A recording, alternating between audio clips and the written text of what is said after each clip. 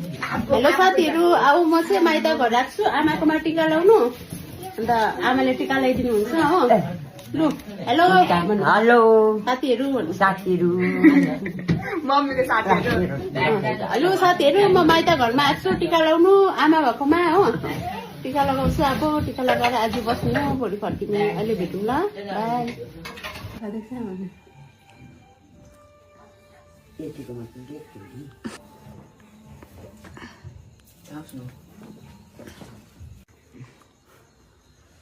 ओए भाइ यहाँ आइज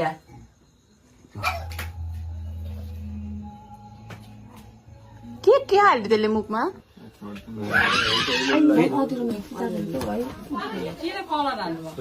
अलिकति हालेको